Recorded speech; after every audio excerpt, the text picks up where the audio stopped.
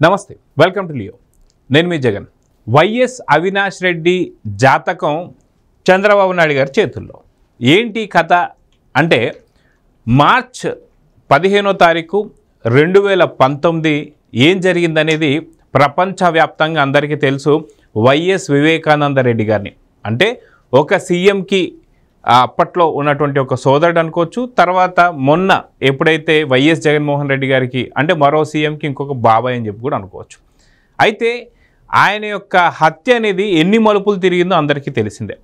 March 15వ తారీఖు 2019 ఉదయం 4:30-5 గంటలకి ఏదైతే వైఎస్ జగన్మోహన్ రెడ్డి గారు లోటస్ పాండ్లో ఉన్నప్పుడు అజయ్ కల్లం ఇలాంటి వీరందరితో కూడా మేనిఫెస్టో తయారు చేస్తుండగా ఆయనకు పైనుంచి కబురు రావడం, పైకి వెళ్ళడం, మళ్ళీ కిందికి వచ్చేసి బాబాయ్ ఈజ్ నో మోర్ అని చెప్పి ఉదయం 4:30-5 తెలిస్తే ఆయన సుదీర్ఘంగా సాయంత్రం 6:30-7 ఇంటికి అక్కడ పులివెందులకు చేరుకున్నారు. అయితే ఈ గ్యాప్లో చాలా రకాలైనటువంటి పరిణామాలు అయితే జరిగాయి. అది ఏంటి అంటే, ఉదయాన్నే విజయసాయి రెడ్డి గారు ఏదైతే మీడియాతో మాట్లాడుతూ వైఎస్ వివేకానంద రెడ్డి గారు ఆయన గుండెపోటుతో మరణించారు అని చెప్పి చెప్పడం. దాని తర్వాత లోటస్ పాండ్కి సంబంధించినటువంటి ఒక వైఎస్ జగన్మోహన్ రెడ్డి గారు, అదేవిధంగా భారతిరెడ్డి గారు వాళ్ళు సుదీర్ఘంగా కారులో ప్రయాణం చేయడం.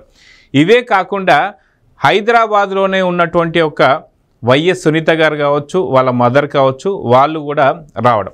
అయితే ఈ వచ్చే లోపల పూర్తిగా క్రెమేషన్ మొత్తం కంప్లీట్ చేసేసేయాలి, ఇక ఏదైనా సరే లాస్ట్ అంతిమంగా ఏవైతే చేయాలో అవన్నీ చేసేసేయాలని చెప్పి ఫిక్స్ అయిపోయినటువంటి ఒక అవినాష్ రెడ్డి వారి బృందం ఏదైతే ఉందో, అనుకోకుండా డాక్టర్ వైఎస్ సునీత గారు చేసినటువంటి ఒక వ్యాఖ్యలు చాలా పెద్ద సంచలనం రేపాయి.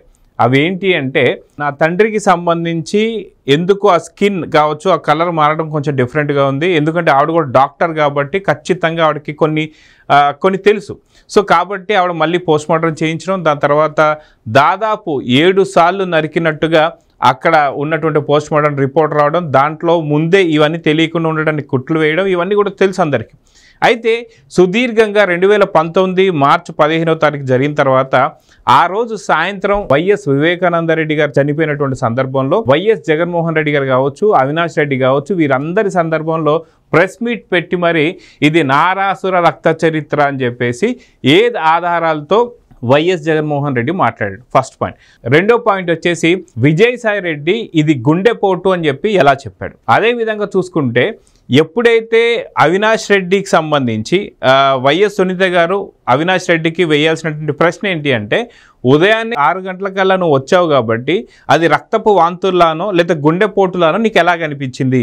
ఇన్నిసార్లు నరికినటువంటి 7 సార్లు నరికినటువంటి ఒక ఆనవాళ్ళు అంత క్లారిటీగా కనిపిస్తుంటే వాటన్నిటిని కప్పేసి పూలదండలేసి మభ్య పెట్టేటువంటి ప్రయత్నం ఎందుకు చేశావు? సో ఫస్ట్ నిందితుడు నువ్వేనా అని చెప్పేసి వైఎస్ సునీత గారు అడగాల్సింది. అయితే ఈ యొక్క దాంట్లో చూస్తే వాస్తవానికి చాలా సుదీర్ఘంగా జరిగినటువంటి ఏమంటారు విచారణ కావచ్చు, అవి కావచ్చు, సిబిఐకి ఇచ్చినటువంటి ఒక నోటీసులు కావచ్చు, వాళ్ళు చేసినటువంటి విచారణ కావచ్చు, చాలా మలుపులు అయితే తిరిగాయి. అయితే దీనికి సంబంధించి దాదాపు ఇప్పుడు ఏంటి అంటే, విజిల్ బ్లోయర్గా మనకి దస్తగిరిని చూస్తున్నాం.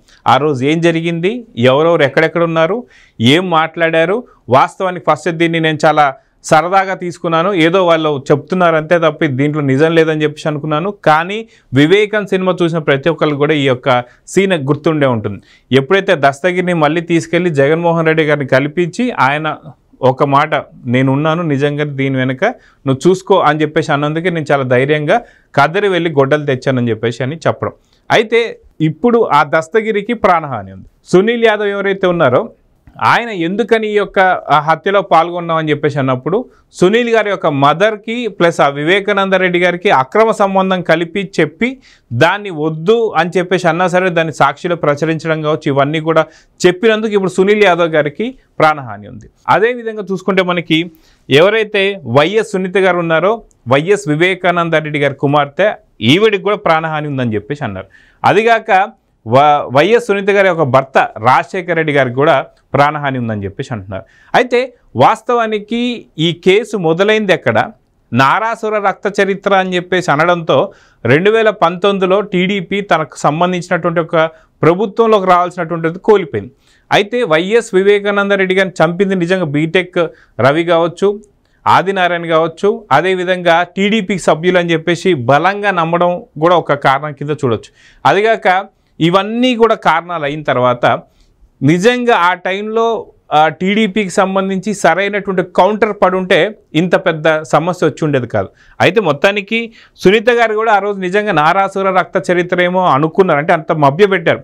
వాస్తవానికి ఉదయాన్నే 6 గంటలకి అవినాష్ రెడ్డి చూసిన తర్వాత నువ్వు ఎందుకని ఆ రోజు అప్పుడు అంటే ఉదయాన్నే హత్య అని ఎందుకు చెప్పలేదు అని చెప్పి ప్రశ్నించేటువంటి ఒక టైం కూడా ఇవ్వకుండా నిజంగా ఇది నారాసుర రక్త చరిత్ర అని చెప్పేసి అనుకున్నారు. మార్చి 15వ తారీఖు 2019 మొదటిగా దీన్ని ఏం చెప్పారంటే ఇది హార్ట్ స్ట్రోక్ అని చెప్పేసి అన్నారు. అదేవిధంగా చూసుకుంటే తర్వాత ఏమన్నారు, కాదు ఇది రక్తపు వాంతులు అన్నారు, బ్లడ్ వామిటింగ్స్ అని చెప్పేసి అన్నారు.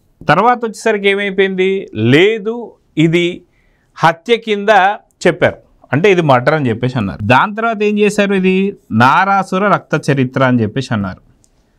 దాని తర్వాత ఏమన్నారు, నారాసుర రక్త చరిత్ర అని చెప్పి సుదీర్ఘ విచారం జరిగిన తర్వాత లేదు ఇది డబ్బుల కోసం జరిగింది అని చెప్పేసి అన్నారు, అంటే మనీగా అని చెప్పేసి అన్నారు. దాని తర్వాత ఏమన్నారు, ఈయనకు అక్రమ సంబంధాలు ఉన్నాయి, ఒక ముస్లిం మహిళతోని ఒక కొడుకు కూడా ఉన్నాడు అని చెప్పేసి అన్నారు, అయితే ఇల్లీగల్ రిలేషన్షిప్. దాని తర్వాత ఏమన్నారు, లేదు సొంత కూతురు వైఎస్ సునీత గారు, అదేవిధంగా చూసుకుంటే రాజశేఖర రెడ్డి గారు వీళ్ళిద్దరు కలిసి చేసినటువంటి ఒక హత్య అని చెప్పేసి అన్నారు.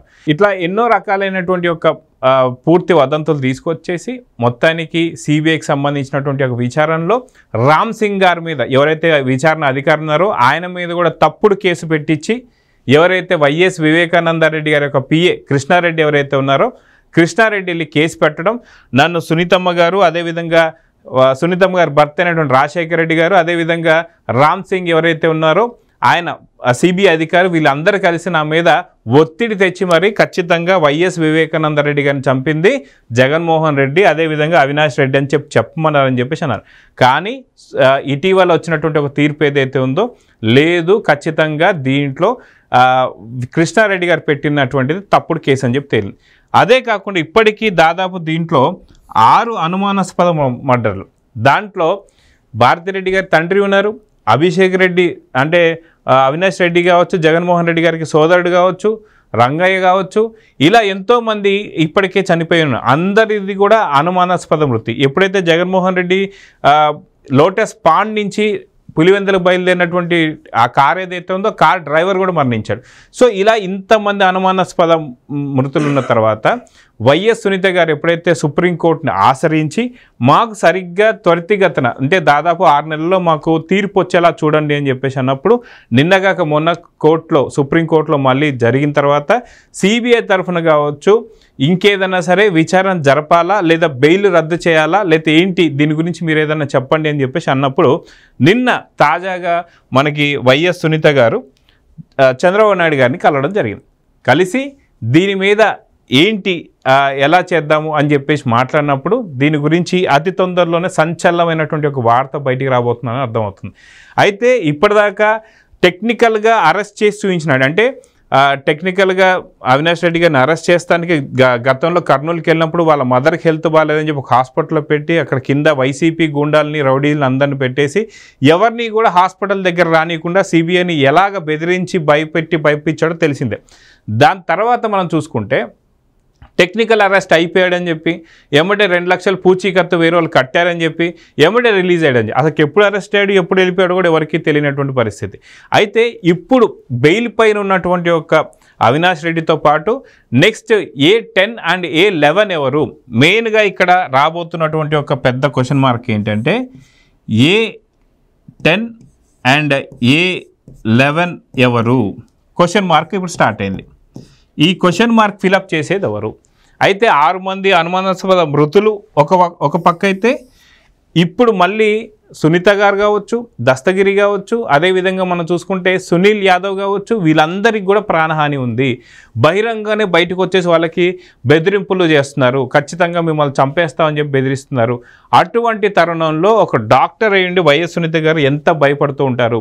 వీటికి సంబంధించి మనం చూస్తుంటే ఏం జరగబోతుంది ఏంటి అనే దానిపైన ఒక అతి తొందరలోనే ఇప్పుడు గతంలో కూడా మనం చూసాం ఏదైతే వైఎస్ సునీత గారు చంద్రబాబు నాయుడు గారిని ఇటీవల 2-3 సార్లు కలవడం జరిగింది, హోమ్ మినిస్టర్ కూడా కలవడం జరిగింది. సో ఖచ్చితంగా అతి తొందరలో అవినాష్ రెడ్డికి సంబంధించినటువంటి బెయిల్ రద్దు కాబోతుంది. ఈ బెయిల్ రద్దయిన తర్వాత దీనికి పూర్తి ఎవరైతే అంతిమ లబ్ధిదారుడు అంటే ఎవరు చేయమంటే ఈ పని చేశారు, అసలు ఎవరి కనుసన్నల్లో జరిగింది అనే వాళ్ళు ఎవరైతే A10 అండ్ A11 ఎవరు అనేది మాత్రం ఖచ్చితంగా బయటికి రాబోతుంది. దీనిపైన సుప్రీంకోర్టు కూడా చాలా ఫాస్ట్గా తీర్పు ఇవ్వాలనేటువంటి ఒక ఆలోచనలో ఉన్నట్టు కూడా తెలుస్తుంది. ఎందుకంటే లాయర్లు కూడా చాలా గట్టిగా వాదిస్తున్నారు. సో ఏం జరగబోతుంది? సో చంద్రబాబు నాయుడు గారిని వైఎస్ సునీత గారు కలిసిన తర్వాత ఏదైతే వివేకానంద రెడ్డి గారి హత్య కేసులో ఏం జరగబోతుంది, ఎంత పెద్ద కీలక మలుపులు తిరగబోతున్నాయి అనేది చూద్దాం. మరి నమస్తే. Please subscribe to Leo news for more videos.